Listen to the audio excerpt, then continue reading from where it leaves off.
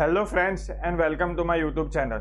सो आज हम management accounting का 8th चैप्टर करेंगे जिसका नाम है कैश बजट, और उसमें हम करेंगे गुजरात यूनिवर्सिटी टीवाई अप्रैल 2011 का क्वेश्चन।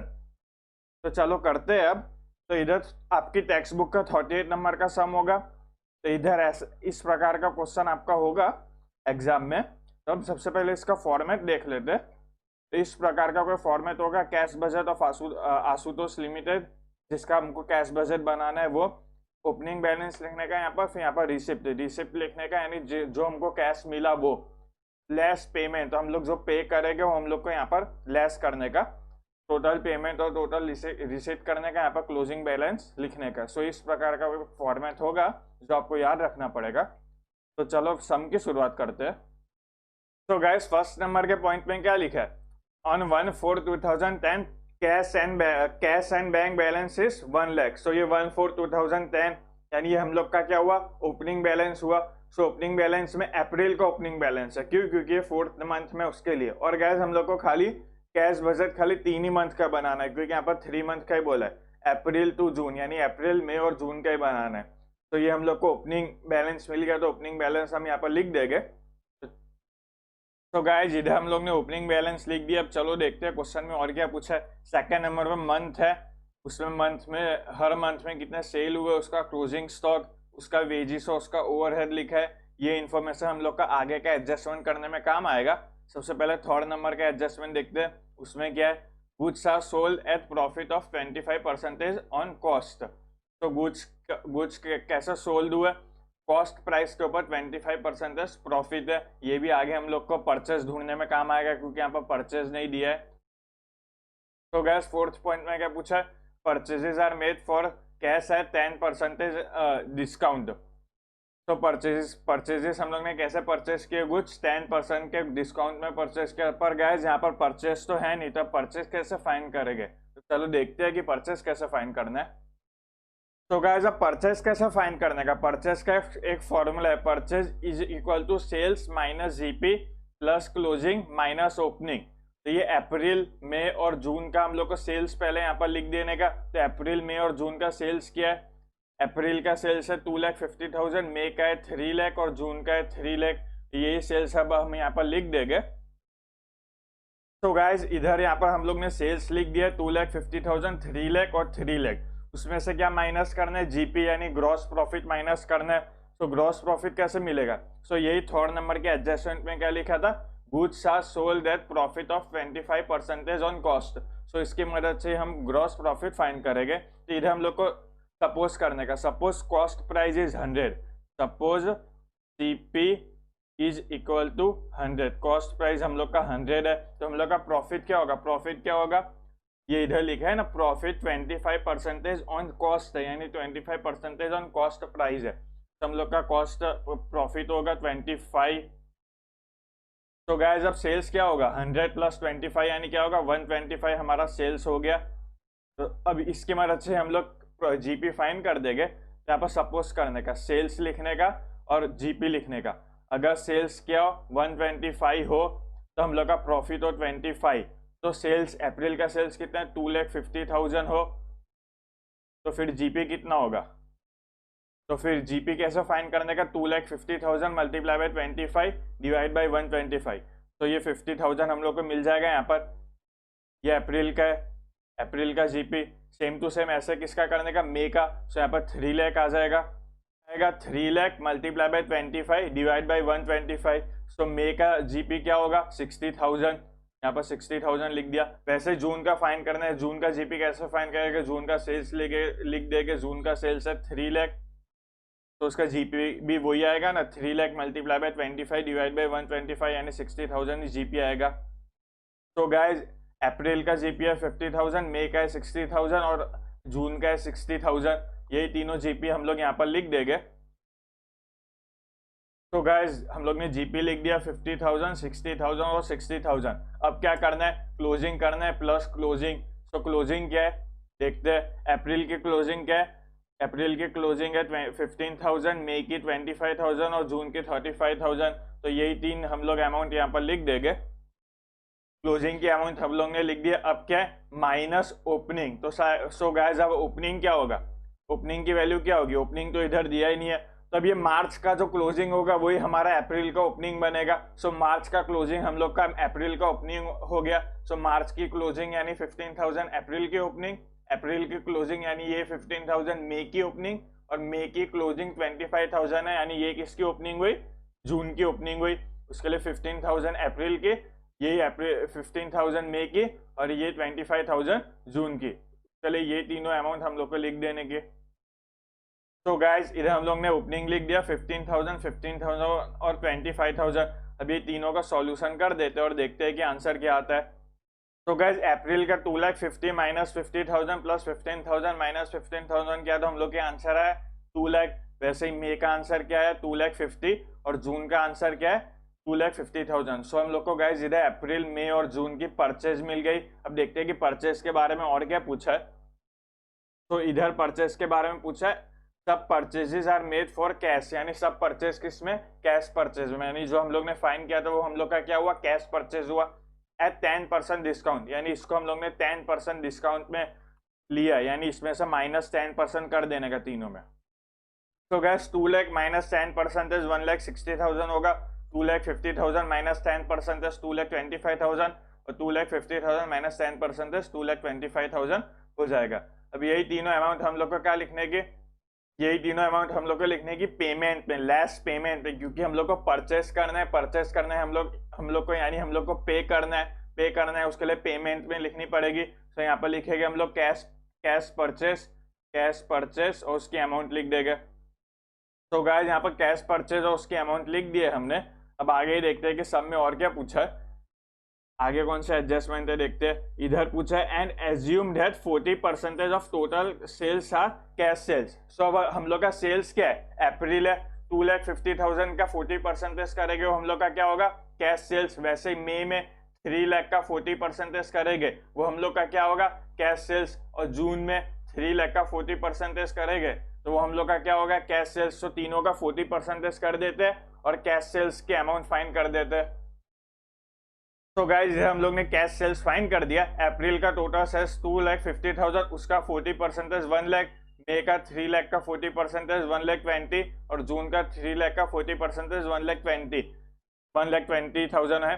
अब यही क्या है, 40% कैश सेल्स है। कैश सेल्स है यानी क्या हुआ, हम लोग को कैश सेल किया, अब यानी हम लोग के पास कैश आया यानी क्या करने का, हम लोग को ऐड करने का रिसिप्ट में। सो हम लोग यहाँ पर क्या लिख देंगे, कैश सेल्स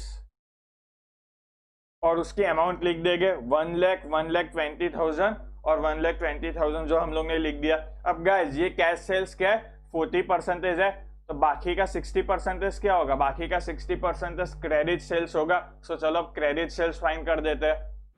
सो गाइज इधर हम लोग ने क्रेडिट सेल्स फाइन कर दिया। 60% ऑफ क्रेडिट सेल्स था, फरवरी का 1,50,000 का 60% 90,000, मार्च का 2 लाख का 60% 1,20,000, अप्रैल का 2,50,000 का 60% 1,50,000, मई का 3 लाख का 60% 1,80,000, वैसे ही जून का भी 1,80,000 आ गया। अब यही क्रेडिट सेल्स हम लोग को डायरेक्टली नहीं लिख देने का, इसका टाइम लैग दिया होगा सब में। सो ये वाले पॉइंट में 8 नंबर के पॉइंट में टाइम लैग दिया है, देखो time lag credit sales 1.5 month. इसका मतलब क्या हो, 1.5 मंथ है, यानी हम लोग को ये अमाउंट 1 और आधे महीने के बाद पे करने की, यानी इसका मतलब क्या हो, 1.5 मंथ का मतलब क्या हुआ, 50% अमाउंट हम लोग को नेक्स्ट मंथ पे करने की, यानी 90,000 का 50% क्या होता है, 45,000 होता है, वो नेक्स्ट मंथ पे करने की। उसके लिए 45,000 हम लोग को मार्च में के पे करने की, उसके लिए मार्च में 45,000 लिख दिया, और बाकी का 45,000 का पे करने का अप्रैल में पे करने का, उसके लिए यहाँ पर 45,000 आ जाएगा अप्रैल में। वैसे ही ये मार्च में 1,20,000 थी अमाउंट, ये 1,20,000 है, तो अर्धा का पे करने का नेक्स्ट मंथ में। So half amount next month में पे करने की, यानी 60,000 अप्रैल में पे करने की, और बाकी का अर्धा अमाउंट उसके भी नेक्स्ट मंथ में, यानी क्या 60,000 मई में पे करने का। सो 60,000 मई में आ जाएगा, यहाँ पर लिखा ही है मैंने 50% next month, 50% next to next month. हम लोग ने ऐसा किया क्योंकि क्रेडिट सेल्स में टाइम लग क्या दिया था, 1.5 मंथ, यानी अगले महीने और उसके 15 दिन बाद पे करना है अर्धी अमाउंट, और अर्धी अमाउंट उसके भी अगले महीने, इसका मतलब ऐसा हुआ। वैसे ही अब किसका पे करना है, अप्रैल का पे करना है। अप्रैल का 1,50,000 है, 1,50,000 का 50% यानी 75,000 मई में, और बाकी का 75,000 जून में। वैसे ही जून का 1,80,000 का 50% कितना होगा, 90,000। सो यहाँ पर 90,000 लिख देने का। बाकी का 90,000 जुलाई में होगा, जिसकी जरूरत नहीं है क्योंकि यहाँ पर हम लोग को खाली अप्रैल, मई और जून का ही बनाना है। सो गाइस अब अप्रैल, मई और जून का प्लस कर देते हैं। सो 60,000 प्लस 40,000 कितना होगा, 1,05,000। मई का 75,000 प्लस 60,000 कितना होगा, 1,35,000। वैसे ही जून का 90,000 प्लस 75,000 कितना होगा, 1,65,000 हमको मिल गया। यही तीन हम लोग का क्या हुआ, क्रेडिट सेल्स हुआ। क्रेडिट सेल्स यानी क्या, हम लोग का कैश आएगा, कैश आएगा यानी रिसिप्ट में लिखेगा यहाँ पर क्रेडिट सेल्स, और उसकी अमाउंट भी लिख देंगे 1,05,000, 1,35,000 और 1,65,000। अब देखते हैं कि आगे वाले एडजस्टमेंट में क्या पूछा है। थर्ड नंबर और फोर्थ नंबर का पॉइंट हमारा हो गया। फिफ्थ नंबर का पॉइंट है, देखते हैं उसमें क्या पूछा है। मंथली फिक्स्ड ओवरहेड ऑफ ₹10,000, यानी हर मंथ में 10,000 का फिक्स ओवरहेड है। उसके लिए अप्रैल में 10,000 का फिक्स ओवरहेड है, मई में भी 10,000 का फिक्स ओवरहेड है, और क्या जून में भी 10,000 का फिक्स ओवरहेड है। अब फिक्स्ड ओवरहेड क्या हुआ, एक टाइप का एक्सपेंस हुआ, यानी हम लोग को कैश पे करना है। उसके लिए पेमेंट में यहाँ पर हम लोग फिक्स्ड ओवरहेड लिखेंगे, फिक्स्ड ओवरहेड, और उसकी अमाउंट भी लिख देंगे। उसकी अमाउंट क्या आएगी, उसकी अमाउंट 10,000 आएगी। 10,000, 10,000, 10,000 क्यों, क्योंकि एडजस्टमेंट में पूछा था ना हर महीने 10,000, उसके लिए अप्रैल, मई और जून तीनों में 10,000 आएगा। आगे देखते हैं कि और क्या पूछा है। इधर पूछा है, सो गाइस आगे क्या पूछा है, इधर पूछा है half yearly depreciation on fixed asset is ₹30,000 are included in overhead, यानी ये फिक्स ओवरहेड में इंक्लूडेड नहीं है। ओवरहेड यानी ये ओवरहेड दिखाई दे रहा है, उसमें ये डेप्रिसिएशन इंक्लूडेड है। हाफ ईयरली डेप्रिसिएशन है, यानी क्या, हाफ ईयरली यानी क्या, 6 मंथ का खाली। सो 6 मंथ का डेप्रिसिएशन कितना हुआ, 6 मंथ का डेप्रिसिएशन 30,000 है। सो 1 मंथ का कितना होगा, हम लोग को पर मंथ का फाइन करना है। सो 1 मंथ का होगा 30,000 डिवाइड बाई 6, यानी 5,000 पर मंथ का डेप्रिसिएशन हुआ। अब ओवरहेड में इंक्लूडेड है तो चलो ओवरहेड का पॉइंट कर देते हैं। सो गाइस इधर ओवरहेड लिखा है, ओवरहेड में ये मार्च, अप्रैल, मई, जून, ये चारों का ओवरहेड हमको वहां पर लिख देने का। फरवरी की लिखने की जरूरत नहीं है क्योंकि हम लोग को फरवरी का बनाना नहीं है, खाली अप्रैल, मई और जून का बनाना है। उसके लिए मार्च से लेकर जून का ये चारों ओवरहेड हम लोग लिख देंगे। सो यहाँ पर हम लोग ने ओवरहेड लिख दिया। उसमें से पर मंथ का डेप्री कितने हम लोग ने डेप्री फाइन किया था ना, पर मंथ का डेप्री है 5,000। सो इसमें से 5,000 हम लोग को हर मंथ माइनस करना पड़ेगा, तो चलो माइनस कर देते हैं। सो गाइस इधर हम लोग ने 5,000 माइनस कर दिया, और प्लस एक और चीज माइनस करनी पड़ेगी। वो क्या, वो है फिक्स्ड ओवरहेड। ये फिक्स्ड ओवरहेड था ना 10,000, ये रहा 10,000। ये 10,000 में कहाँ से लिया था हम लोग ने, ये यही ओवरहेड के अंदर इंक्लूडेड था। सो यही ओवरहेड में से हम लोग ने फिक्स्ड ओवरहेड तो यहाँ पर लिख दिया 10,000, 10,000 और 10,000। उसके लिए फिक्स्ड ओवरहेड भी यहाँ से माइनस करना पड़ेगा। सो चलो फिक्स्ड ओवरहेड माइनस कर देते हैं। सो गाइस इधर हम लोग ने फिक्स्ड ओवरहेड माइनस कर दिया है 10,000, और ये 5,000 में माइनस कर दिया। सो हम लोग की फाइनल अमाउंट क्या है, मार्च की आई 20,000, अप्रैल की 25,000, मई की 30,000 और जून की 35,000। अभी इसमें देख लेते हैं कि सब में इसका कोई टाइम लैग पूछा है कि नहीं। सो 8 नंबर वाले पॉइंट में देखना पड़ेगा, wages fixed overhead is in the same month. Fixed overhead तो हम लोग ने सेम मंथ में लिखा था ना 10,000, 10,000, 10,000।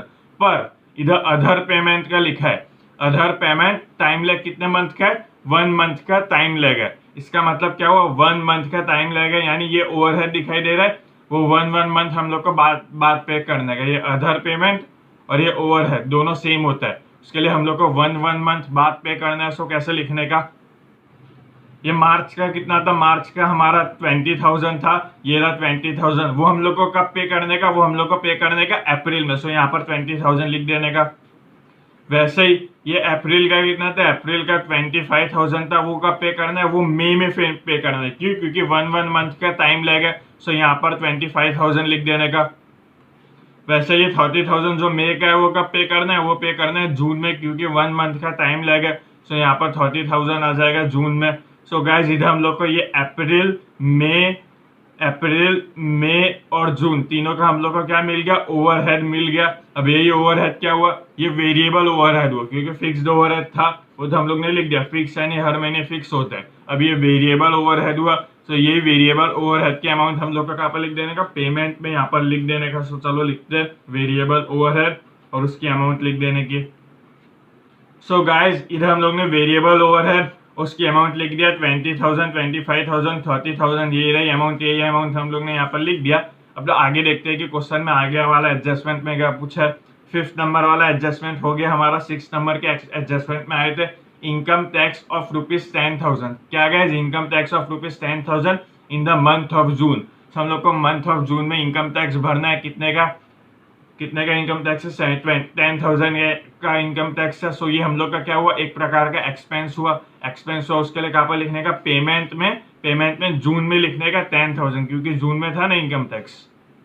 सो गाइज इधर जून में हम लोग ने इनकम टैक्स पे कर दिया है 10,000 रुपीज का। अब देखते हैं कि वही एडजस्टमेंट में आगे क्या पूछा था। And bonus to staff of ₹20,000, 27,000 is to paid in the month of April. So 27,000 का बोनस पे करना है स्टाफ को। कब पे करना है, अप्रैल के मंथ में। सो अप्रैल के मंथ में बोनस पे कर देते हैं। अप्रैल के मंथ में वो भी एक प्रकार का एक्सपेंसिव है, उसके लिए पेमेंट में ही लिखने का। सो गैस इधर हम लोग ने बोनस पे कर दिया अप्रैल में 27,000 का। आगे वाले एडजस्टमेंट में देखते हैं क्या पूछा है। 6 नंबर का कंप्लीट हो गया था। 7 नंबर में आया था income of 48,000 is to be due in the month of May. यानी 48,000 की इनकम जो ड्यू थी वो हम लोग को मई में मिलने वाली है। सो क्या इनकम मिलने वाली है, यानी क्या हुआ, कैश हम लोग के पास आया। कैश आया यानी क्या पर लिखने का, रिसिप्ट में लिखने का मई में 48,000। तो चलो लिख देते हैं। सो गैस इनकम हम लोग ने लिख दिया मई में 48,000। अब देखते हैं कि आगे वाला एडजस्टमेंट में क्या है। 7th नंबर वाला एडजस्टमेंट हो गया था। 8 नंबर वाला एडजस्टमेंट आया टाइम लैग वाला। सो हम लोग ने क्रेडिट सेल्स का टाइम लैग कर दिया 1.5 मंथ का। वेजेस का भी टाइम लैग, वेजेस का बाकी है 1/4 मंथ का, ये टाइम लैग करना बाकी है। इधर वेजेस बाकी है ना, सो वेजेस का कर देंगे। फिक्स्ड ओवरहेड भी हो गया और अदर पेमेंट का भी हो गया। सो वेजेस का टाइम लैग है 1/4 मंथ का। उससे पहले यही वेजेस सब हम लोग सब मंथ की लिख देंगे। सो गाइस इधर हम लोग ने वेजेस लिख दिया। मार्च का 20,000, अप्रैल का 24,000, मई का 28,000 और जून का 32,000। अब कितने मंथ का टाइम लैग था, इसमें 1/4 मंथ का टाइम लैग था। सो इसका मतलब क्या हुआ, इसका मतलब हुआ 1/4 नेक्स्ट मंथ और 3/4 सेम मंथ। यानी 1/4 अमाउंट हम लोग को कब भरने की, नेक्स्ट मंथ में भरने की, और 3/4 अमाउंट हम लोग को सेम मंथ में भरने की। सो 20,000 का 1/4 क्या होता है, 20,000 का 1/4 होता है 5,000। सो 5,000 नेक्स्ट मंथ भरने की यानी अप्रैल में। और वैसे ही 20,000 का 3/4 क्या होता है 15,000। सो 15,000 तो मार्च में ही होगा। सो 15,000 मार्च में भरने की। वैसे ही अब अप्रैल का करते हैं। अप्रैल का 24,000 का 1/4 यानी कितना होता है, 24,000 का 1/4 होता है 6,000। सो 6,000 मई में पे करने का, और बाकी का 3/4 18,000 होता है वो अप्रैल में पे करने का। सो अप्रैल में 18,000 लिख देते हैं। वैसे ही मई में 28,000 का 1/4 कितना होता है, 28,000 का 1/4 होता है 7,000। जो कब पे करना है, 7,000 पे करना है हमको जून में। सो जून में 7,000 लिख देते हैं। वैसे ही हम मई में 28,000 का 3/4 क्या होता है 21,000 होता है। 21,000 मई में आएगा और 7,000 जून में लिख दिया हम लोग ने। 32,000 का 1/4 यानी क्या होता है, कुछ भी हो, लेकिन वो तो जुलाई में पे करना है। जुलाई का तो हमको बनाना नहीं है, उसके लिए वो लिखने की जरूरत नहीं है। पर यही 32,000 का 3/4 सेम मंथ में तो होगा ना। सो 34,000 का 3/4 कितना होता है, 24,000 होता है। सो यहाँ पर 24,000 लिख देंगे हम। अभी अप्रैल, मई और जून का प्लस कर देते हैं। 5,000 प्लस 18,000 23,000, 6,000 प्लस 21,000 27,000, 7,000 और 24,000 31,000। सो हम लोग को ये अप्रैल, मई और जून की अमाउंट मिल गई। अब यही अमाउंट हमको कहाँ पर लिखने की, यही अमाउंट हमको लिखने की ये वेजिस पे है। वेजिस है ना, ये वेजिस हम लोग का एक्सपेंस हुआ, यानी पेमेंट में यहाँ पर हम लोग को वेजिस लिख देने का। सो लिख देते हैं वेजिस और उसकी अमाउंट लिख देते हैं। सो गाइस इधर हम लोग ने वेजेस लिख दिया है 23,000, 27,000 और 31,000। लास्ट एडजस्टमेंट देखते हैं। लास्ट एडजस्टमेंट बहुत IMP है। ए मिनिमम कैश बैलेंस ऑफ 50,000। सो इधर तो कैश बैलेंस की बात की है, यानी हम लोग का क्लोजिंग बैलेंस जब आएगा तब हम लोग करेंगे। क्लोजिंग बैलेंस आएगा उससे पहले हम लोग को अप्रैल का क्लोज करना पड़ेगा। सो चलो अप्रैल का क्लोज करते हैं। अप्रैल में टोटल रिसिप्ट कितनी है वो फाइंड करते हैं। ये टोटल रिसिप्ट है ना, चलिए ये सबका प्लस करके हम करेंगे तो हम लोग को टोटल रिसिप्ट मिल जाएगी 3,05,000 आएगा। टोटल रिसिप्ट कितनी आएगी 3,05,000। अब ये अप्रैल का ये सबका प्लस करते हैं और देखते हैं कि टोटल पेमेंट क्या आता है। सो गाइस टोटल पेमेंट क्या आएगा 2,60,000। अब क्या फाइंड करना है, क्लोजिंग बैलेंस फाइंड करना है। क्लोजिंग बैलेंस कैसे फाइंड करेंगे, ए माइनस बी, यानी ये टोटल रिसिप्ट तो जो ए है और टोटल पेमेंट तो जो बी है, यानी ए में से बी को माइनस करेंगे, यानी 3,05,000 माइनस 2,60,000 करेंगे तो हम लोग को क्या मिलेगा, हम लोग को मिलेगा क्लोजिंग बैलेंस। हम लोग का क्लोजिंग बैलेंस है 45,000। यहाँ पर 45,000 लिख दिया हमने। अब देखते हैं कि उसका एडजस्टमेंट, क्लोजिंग बैलेंस का एडजस्टमेंट में क्या पूछा था। सो इधर पूछा a minimum cash balance of 50,000 is to be maintain, यानी मिनिमम 50,000 का कैश बैलेंस तो होना ही चाहिए। मिनिमम 50,000 या फिर उससे ज्यादा होगा तो चलेगा, पर मिनिमम 50,000 का कैश बैलेंस तो होना ही चाहिए। And in doing so if it is required A loan in multiple of 5,000 can be taken, यानी इसका मतलब क्या हुआ 55,000 से कम का हमारे पास हो closing cash balance, closing cash balance. जो हम लोग का 50,000 से कम का कैश बैलेंस हो तो हम लोग को क्या करने का, ये 5,000 के हम लोग लोन भी ले सकते हैं, मल्टीपल्स 5,000 के मल्टीपल्स की लोन भी ले सकते हैं। ना तो मल्टीपल्स की लोन यानी क्या, ना तो 5,000 की लोन ले सकते हैं या फिर 10,000 की या फिर 15,000 की, इसे 5,000 का जो मल्टीपल्स हो ना उसका ही लोन ले सकते हैं हम लोग। और वो लोन के बारे में आगे भी पूछा है विथ 12% इंटरेस्ट, यानी वो लोन कितने परसेंटेज इंटरेस्ट में लेंगे, 12% इंटरेस्ट में per annum, and can be repaid when it is possible, और जब भी पॉसिबल हो तब पे भी करना पड़ेगा। सो इधर हम लोग को क्या है 45,000 आया था हम लोग का कैश बैलेंस, यानी क्या मिनिमम 50,000 तो होना ही चाहिए। यहाँ पर लिखा है ना मिनिमम कैश बैलेंस तो 50,000 तो होना ही चाहिए, पर यहाँ पर तो 45,000 है।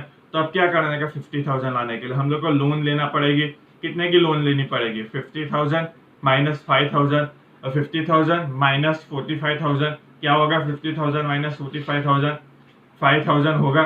सो 5,000 के लोन ले लेते हैं।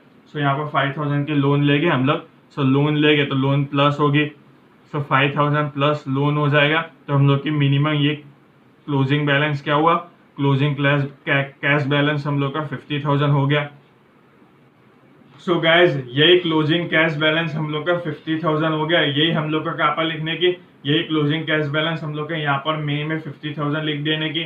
अभी ये 50,000 प्लस 1,20,000 प्लस 1,35,000 प्लस 48,000 कितना होगा देखते हैं, 3,53,000 होगा। सो यहाँ पर 3,53,000 लिख दिया। वैसे ही लेस पेमेंट क्या ये 2,25,000 10,000 20,000 27,000 ये सबका प्लस करते हो, देखते हैं कि अमाउंट क्या आता है। 2,87,000 होगा। सो 2,87,000 लिख दिया यहाँ पर।